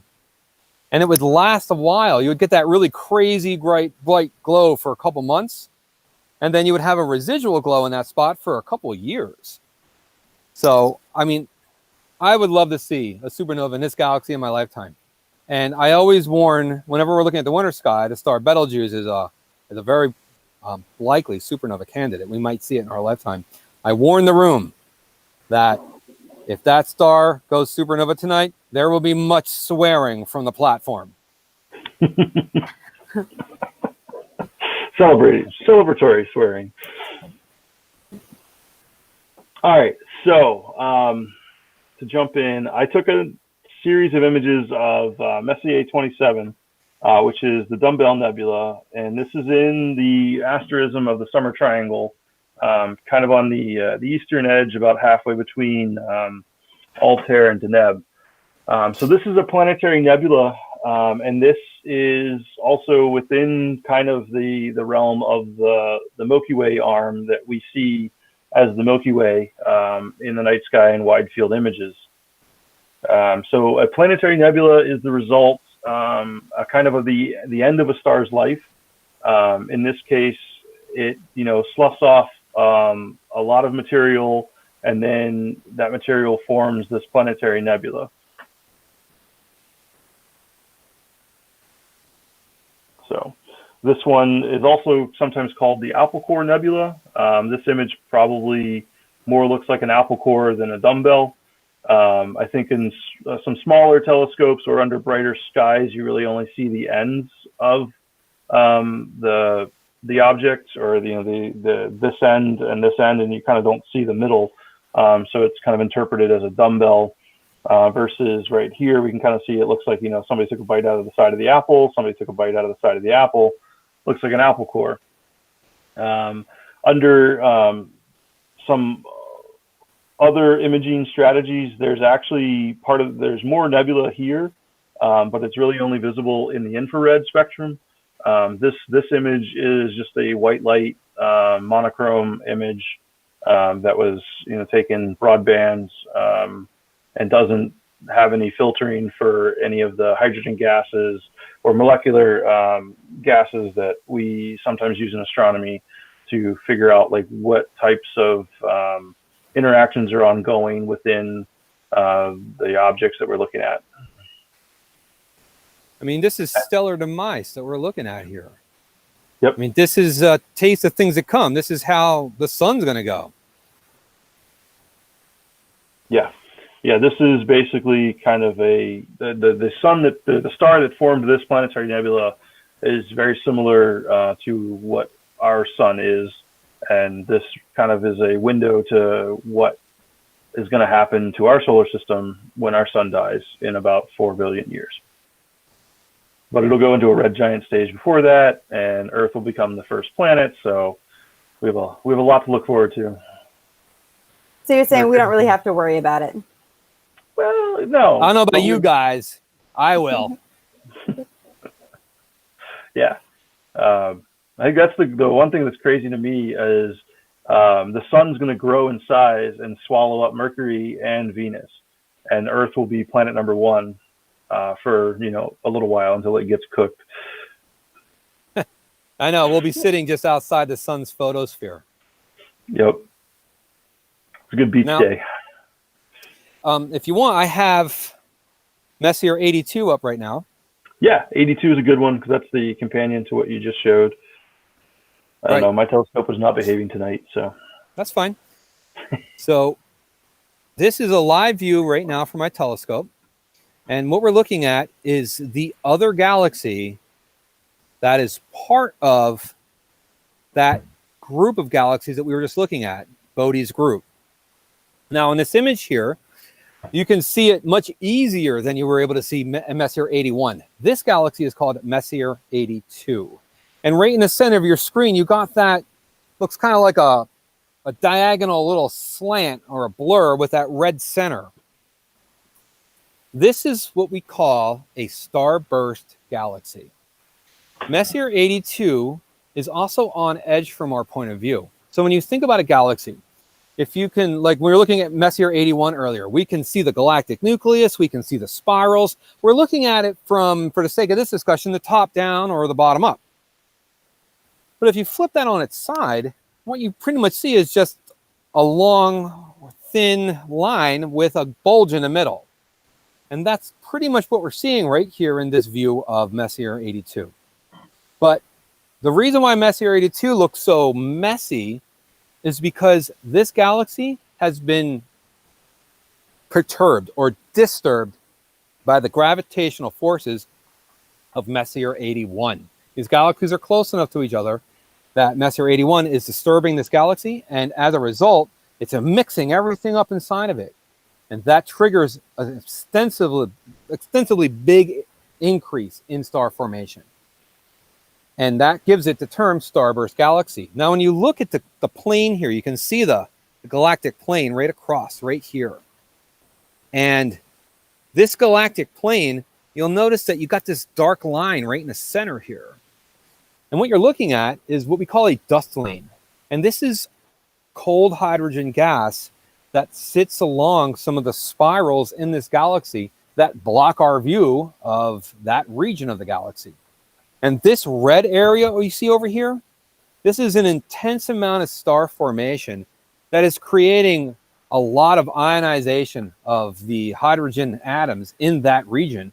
Now, if I was able to capture extremely long exposures of this and process them out, you would also notice that above and below the plane of the galaxy, there's a substantial amount of red jets as a result of this intense amount of star formation that's happening. Like Messier 81, this galaxy is also 11.85 million light years distant from us. So this galaxy is a bit smaller than Messier 81. So 81, we're talking about 90,000 light years in diameter. Messier 82 on the screen right now is only 37,000 light years in diameter. Now, if these galaxies are close enough that with binoculars you can see them together, even with a wide enough field on your telescope, you can see both of these galaxies together. And M82 had a supernova in 2014. Was that? Yes. I think it was a 1A supernova. It was discovered by an astronomy class in Britain. Yep. It was called SN 2014J, and that was Frosty Drew's moment to shine, because about 3 days before that supernova became visible, we had a private event going on at Frosty Drew, and as I was breaking down, I'm like, you know what? Let's just take some base images of Messier 82, just because the telescope's in that region. And we did an exposure, caught the images, and I just threw them up into our storage, and I figure, you know, one day in the future I'll get to them. And then a couple days later, I'm reading about a new supernova that was discovered in Messier 82, and I'm like, wait a minute, we just imaged that. So I processed all the images out, and the supernova was not visible in the images, and we had the most recent image of the galaxy before the supernova became visible, and everybody wanted it. And that was a really great moment for us. And we spent a lot of time over the next month, every night that it was clear, out there imaging the supernova, and we contributed to the light curve.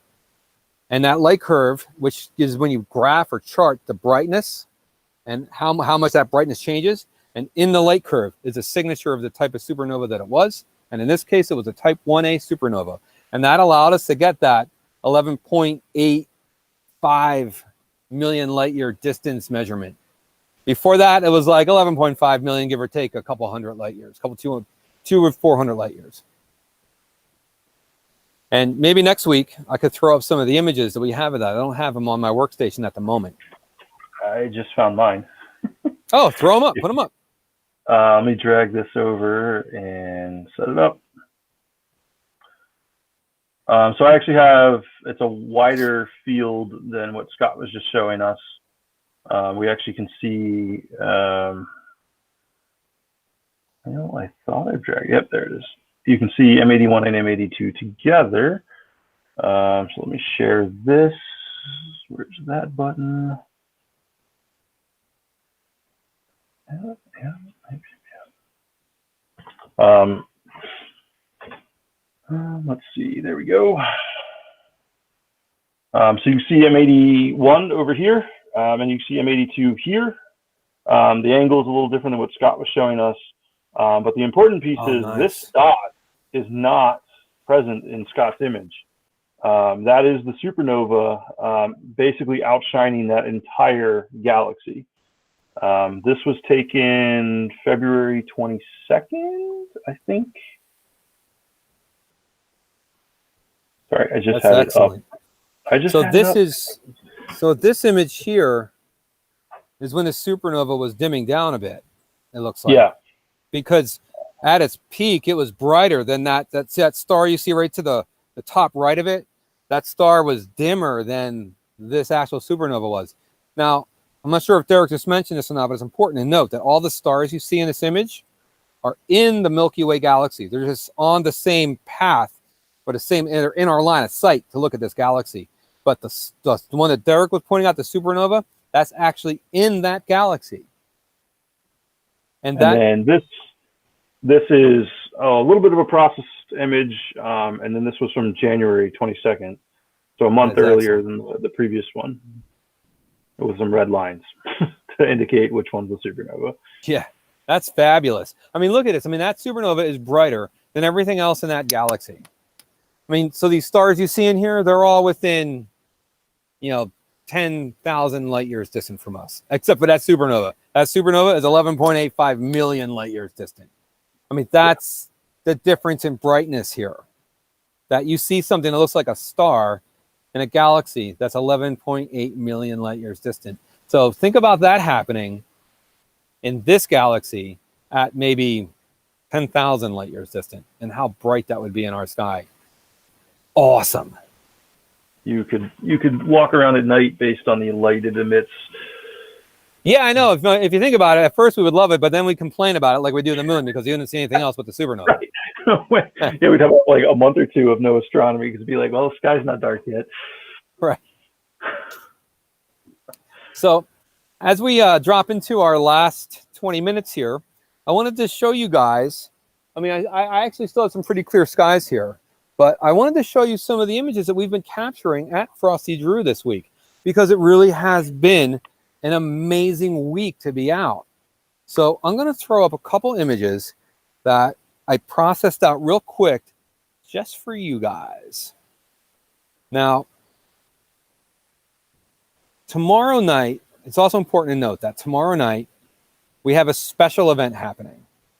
It's called Celebrate the Milky Way. This is the first special event that we have of this summer. And this is the night that we think you'll get the best view of the Milky Way from Frosty Drew. Unfortunately, due to the global lockdown, we're not going to be able to open up. So what we're going to do, and I know this is kind of poor in supplement, but it's the best we can do right now, is we're going to host a special event tomorrow night from 8 o'clock until 9 o'clock, where myself, some night photographers, and maybe some other Frosty Drew astronomers, if they're available, will showcase images of the Milky Way that we've captured at Frosty Drew or in the southern New England area. We're going to talk about what you're looking at. We're going to talk about places you can see it. We're going to talk about other spots that are really prime in New England, and we're going to give away a lot of these secrets. So please tune in tomorrow night. It's 1 hour long, and it'll be worth it. And we're hoping that next month's Celebrate the Milky Way event can actually take place at the Frosty Drew campus. So here is an image that I captured earlier this week. And this isn't complete yet, and I've only been able to process out part of it. And this is called the Rho Ophiuchi Cloud Complex. Now, there is a lot going on in this image right here. This is a fabulous part of the sky that sits right off of the Milky Way galactic plane. Just beyond naked eye view, you have all of this going on here. Now, this bright star right here, bottom left, this is the star Antares. Antares is one of the largest and most massive stars we know of. It's also a red giant star. It's also a binary star. And you can see Antares out during the summer nights. Just to the right of Antares, here you have this large cluster of stars. This is the Messier 4 open star cluster. You're looking at a cluster of about 230,000 stars. Just above and to the left, you have this smaller globular cluster over here. This is NGC, I think it's 6506. I'm not positive. And you have wispiness everywhere in here. So all of this yellow you see over here, and all of this detail in this cloud, I mean, this is a nebula. This is a hydrogen cloud. What you're looking at is called the Antares Nebula, and it's a reflection nebula. But in this case, most reflection nebulas are blue. The reason why this one is yellow is because Antares is a red giant, and Antares is casting that yellow, that reddish yellow light into the cloud, not blue light. But if you jump over to the side here, this is another star in Scorpius. You have this really red area around it with this awesome little arc of nebula. And this is an emissions nebula. The intense ultraviolet radiation coming off of this star is actually ionizing this part of the nebula, allowing us to see it. Now, looking up into the upper area of the field, the actual star, Rho Ophiuchus, which this region is named after, is actually not in the view. Rho Ophiuchus is what's creating this blue light that's right up above and outside of our view. Because like I said, I haven't processed the entire image yet. But these wisps you see, this darkness, these are dark nebulae. And these are little pieces of what we call the dark river to Antares. And this is a dark nebula that comes from our view off of the galactic nucleus and moves across the sky a little bit and all the way over towards Antares. And the reason why they look so dark is because they're closer to us than just about everything you see going on here. So the side of them that we see is not interacting with any of these objects and just looks dark. But you'll notice that right here, this dark nebula, parts of it are closer to us than Antares, but other parts of it are further away. And that's why you see both the interaction and the non-interaction. As we continue to process this image out, we will be updating our view, and I'll be posting this to our Facebook and social media. Another quick thing to note is over here and down here, you see a lot of this white, like white wispiness. And this is called the Integrated Flux Nebula. And what it is just a nebula that sits along the galactic plane that is not being illuminated by any one individual star, but is being illuminated by the overall background light of the galaxy. Now, I have another image that I'm going to put up of another region that we looked at as well, right near this, and this is right across the galactic nucleus. And this is called Messier 8 and Messier 20, the Lagoon Nebula and the Trifid Nebula. And I just processed this out about an hour before we went live tonight, just for you guys. This is by far not finished yet. There's a lot more work to be done with this image, and I have a lot more data to add to it. Though at this point, the image is spectacular. There's, again, a lot of stuff going on here. So down in this region here, this was captured this morning, just so you know. I came home this morning about 5:30 a.m. with this still on the camera, and I processed it out today. This here is the Lagoon Nebula. This is Messier 8. And Messier 8 is about 5,000 light years distant from us, and it spans almost 100,000 light years in diameter. It is a site of intense massive star formation, and it is one of two naked eye visible star-forming nebulae in the northern hemisphere. At Frosty Drew, you can see this naked eye. It doesn't look like this, but you can see the glow in the sky. Inside here, if you take a good look here, you'll notice that there's a cluster of stars right about here. And what's happening is this nebula is just about to, it's starting to undergo a transition into the next stage. Now, if you think about it, you know, from an evolutionary standpoint, everything is always in transition. But in this case, this is transitioning between two marked states that we have identified. When all the stars in this nebula that are forming start blowing away all that dust, eventually that cluster of stars, called an open star cluster, starts to emerge. That's what we're actually seeing happening right here. This cluster is starting to emerge. Inside here, this kind of bluish white, this is the reflection nebula of all those stars forming. These are all dark nebulae, which are regions of the nebula that are a little closer to us than the star formation area. And then you have all the red, which is all the ionization from the ultraviolet light coming off those new stars. This up here is called Messier 20, the Trifid Nebula. This is also a star-forming nebula. Across the center, you have a nice dark nebula right here. This is ionization of all that molecular hydrogen gas, and this is reflection, the blue, from all the stars that are forming inside of it. And everything you're seeing here, we're looking at the Scutum Centaurus arm, which sits right in between us and the galactic nucleus. And you're looking at a lot of dark, cold hydrogen gas in these regions, a lot of stars that are in this area of the galaxy, and an intense amount of star forming or just hydrogen interacting with stars. I mean, this is the galactic plane. This is where all this stuff is. I mean, this right here, you got this little bow shock right over here. This is ionization of hydrogen gas from this star right here, and it's intense ultraviolet light blasting into this gas cloud. I mean, there are so many things happening in this image that we could spend the day talking about it. So I'm very happy with this. And then, like I said, we caught this morning. Go ahead, Jess. Tim had a kind of question. He said, this is amazing. How do you know when images like these are quote unquote done? So, Tim, that's a good question. So what it comes down to is, in this image, if you take a look over in here, and then bottom right corner, you got a little bit of noise in here. Like, it doesn't look very clean. If you take a look up in here as well, you got some noise too. In the middle of the image, it's looking pretty clean. And over in here, you got some noise. So what's happening is I don't have enough data in the image to give me a good signal to noise ratio. So signal is true image data. It's raw data, it's scientific data. Noise is just junk. So the idea is to capture enough data, and this is just through long exposures, where you get rid of all the noise and you keep just a signal. This here is one night's worth of data. So I've been capturing this object every single night that I've been out this week. I did a quick process for you guys tonight. So this is just one night's worth of data. And this is about 3 hours of exposure. But I've been exposing it for about 3 hours every night. So I got about 9 hours of exposure from this week.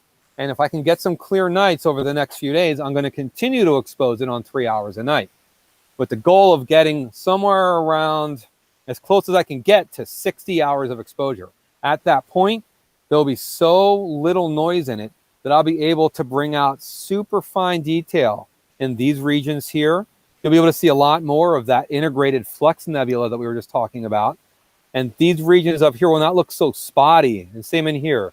That spottiness will somewhat disappear, and you'll get a much more realistic flow of what's actually happening.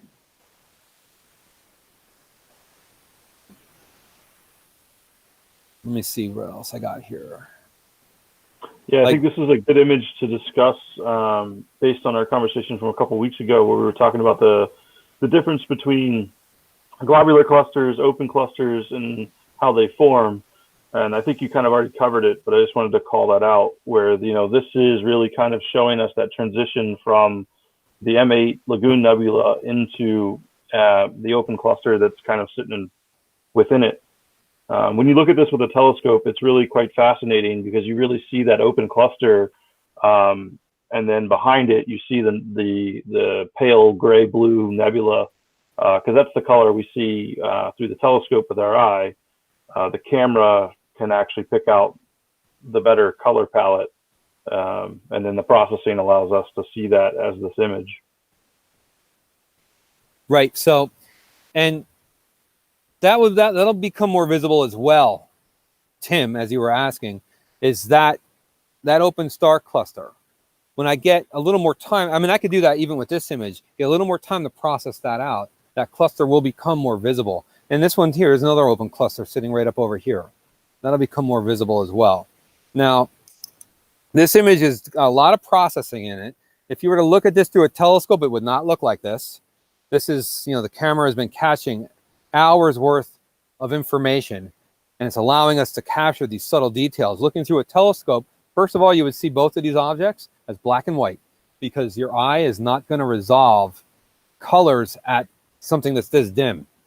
And secondly, you won't see all of this background activity. It'll just be too dim. You would see the dust lane here, and you would see the wispiness, and you would notice that these stars in here will look very cloudy because they're embedded inside the nebula. So it's important to note that though this is a realistic view, it is a real view. It's not false. It's not what you would necessarily see looking through a telescope, and it's not necessarily what you would see if you were standing there, because this is a very large object. Now, let's do this. I'll leave the image up for now, but we had one more question that I wanted to address before we end our session tonight. So, Jean Groves Hoxie wrote in and said, is there anywhere else aside from Frosty Drew Observatory that you could recommend that we can view the Milky Way? And that's a good question. I don't like answering these questions because normally I say, yeah, Frosty Drew, come on out. But right now, due to the current global lockdown, that's a little difficult. There are spots in Rhode Island you can go. So I would suggest trying a spot called East Beach. So just below Frosty Drew is the Ninigret National Wildlife Refuge. And that goes out to the ocean. But if you were to travel down East Beach Road, you would get to the southern entrance of the Wildlife Refuge. And I do believe the trails in the Wildlife Refuge are open. If you enter the Wildlife Refuge, you'll see a little parking lot right to the left, about maybe 100 feet after you go past the guard shack. Park in there, and at that location, you'd be able to see the Milky Way as good as you could see it, almost as good as you could see it at Frosty Drew. There might be some localized light pollution, but you would still see it very nicely. Another spot you might be able to get a view, it's a hike, but if you can get down to Seconic Point. Now, Seconic Point is in Little Compton, and for those of you in Rhode Island that don't travel much, that is on the other side of the bay, and it's at the very bottom of it. Seconic Point has a little beach right there, and that spot is also a very beautiful place to see the Milky Way. If you were to go down to Point Judith, you'd be able to get a slight view of the Milky Way. You'd be able to see it, but you wouldn't see it like you would at Frosty Drew. These are other places in Rhode Island that you can go and catch a glimpse of the Milky Way while we're currently in the lockdown. Now, I can't tell you from experience that these places are actually open, but I do believe they are. So if you go, keep your groups to less than 5, please. We don't want anybody getting arrested for looking at the Milky Way, right? And if you guys have any questions for us, please submit them to us, astronomer@frostydrew.org. And we are now coming into the final 5 minutes of our broadcast tonight. And I wanted to reiterate tomorrow night's event. Celebrate the Milky Way is an event that we started doing 2 years ago at Frosty Drew. We asked ourselves, what's the big thing at Frosty Drew that everybody wants to see? And it really came down to the Milky Way. That's the biggest question we get is when can we see the Milky Way? Is the Milky Way out? Can I see the Milky Way? People drive up from Virginia to see the Milky Way at Frosty Drew. And so we said, why not put together, this is actually the thinking of Brian Kelly, one of our team members, why not put together a night that's dedicated just to the Milky Way on the night or the Saturday that we think would give the best sight of the Milky Way during our peak season during the summer. And we came up with a series of dates. And these are the nights that we think you'll get the best view. On the nights that we've actually been able to have this event in the past, people have gotten amazing views of the Milky Way over Frosty Drew. It really is a fabulous night. All of our telescopes just spend the night looking at the Milky Way. We look at objects along the Milky Way, like what's on the screen right now, the Trifid and the Lagoon Nebula, and many other objects. And we talk about the Milky Way. We point out things with binoculars. It's a really great time. And though we can't have it on site tomorrow night, we will be doing a lot of talking about the Milky Way while showing a lot of images. I'll be showing this one as well, possibly a better version of it, if I have some time tomorrow to process it out. And be showing you images of the Milky Way from different spots in southern New England that we think are really great spots to see it. And we're going to do this to augment instead of canceling the event, we're going to do it this way. The next time we have a Celebrate the Milky Way event will be in June. And we're hoping that we can have it on site in some capacity instead of doing it online. And we're probably going to do an on-site version with a version online at the same time. And we considered doing a live presentation from Frosty Drew tomorrow night with a camera actually on the Milky Way. But the Milky Way doesn't rise tomorrow night until pretty late. And this was kind of our ambitious Celebrate the Milky Way night because it was pretty late. And we don't think we're going to get a lot of people tuning in live at 11 o'clock at night. So right. I lost my clouds. I got one shot of M13 if anybody wants to see it. So this is the yeah, bring it up. Let's bring it up. The Hercules cluster that is the largest. Wrong computer. Awesome. Nothing like this is great. We've had an entire session tonight where we've actually been able to show live views. This is a first for us right now. This is awesome. So this is the globular cluster that's in the constellation of Hercules. And this one is the largest one we can see from the Northern Hemisphere. And you'll notice how much brighter this one is than M5 that I showed first. Well, it was a while ago now, but this one is almost naked eye visible under the Frosty Drew skies. I think on a really good night at Frosty Drew, you can see this one naked eye. If you have an average night, it might be, pretty tough. And what we mean by that is the sky has different conditions, what we call seeing or transparency. The atmospheric conditions can affect the dimness of the objects that we can see in the sky. This one would take, fairly exceptional skies to be able to see from Frosty Drew, given the current light pollution conditions that we have there. So one of the things that was also talked about last time we were up was, people want to see where these things are in the sky. So that red speck that I have up there, let me make the horizon somewhat normal, is where the telescope is pointing. And you can kind of see the constellation of Hercules. So that's the square of Hercules. And then this is the bright star Vega, Deneb, and Altair make the summer triangle to kind of give you a spot to reference from. Golly, it's just going crazy. So I'll bring that up, and I think that might be the last shot we've got for the night. If you take a look in this shot, Derek, so the bottom left of the central region of the cluster, you can see what looks like an airplane propeller. 3 little dark bands that take up almost the entire left side of that central area. And I'm going to do a shout out right now to a friend of mine, Michael Kota, who comes down the Frosty Drew very frequently with his amazing equipment. And he pointed out to me the propeller, which I had never noticed before. And now every time I look at this object, that's what I see. You able to spot it, Derek? Is that what you're talking about here? Yep, that's it right there. The propeller. Yeah, I see it in this one. You talked about it last time we showed this, and I was like, I don't know what you're talking about, Scott. But I see it now that you're. I see it now. Now that is excellent. So yeah. So we're about to wrap up our session, guys, and we're so happy that you were able to tune in tonight. We're trying our best to bring the cosmos to you and to stay open and to stay functional during the lockdown. We're not shutting down. We're going to continue to do this until we're able to open on site, and we may even augment on-site production with a live piece like this to try to make it so we can slowly move back into operating mode. We're not going to be able to open right up and go right back to where we were. That's going to take a little while before we get there, and we're going to be thinking about it over the next couple of weeks and having meetings and trying to really get it rocking and rolling. We're targeting June 5th as our first on-site opening date. We're going to see if we actually can pull it off. But something to keep in mind, guys, with everything that's going on right now, we get a lot of fear about what's happening. There's a fear of the unknown, the fear of something new.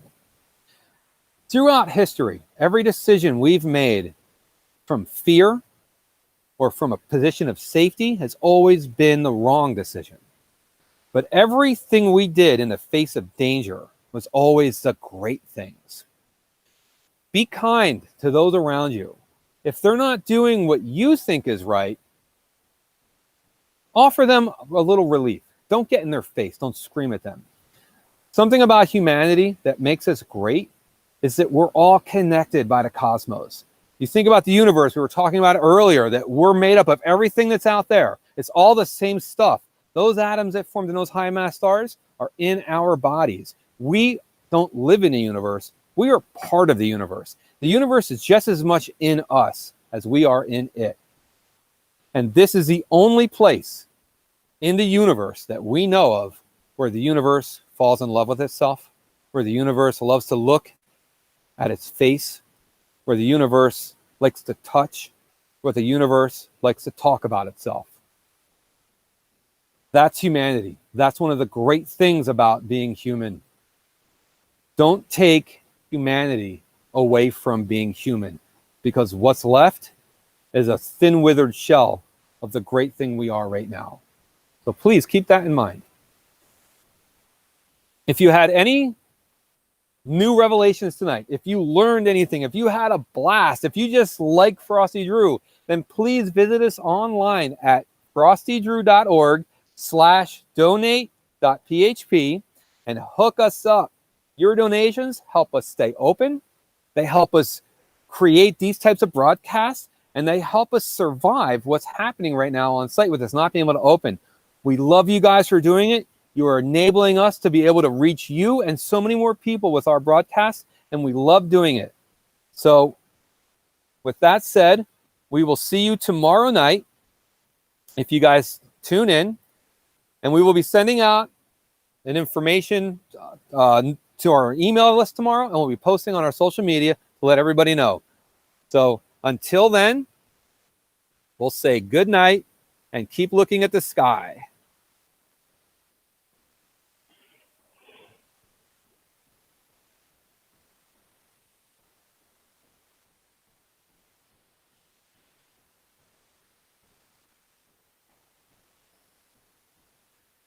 All right, we're off.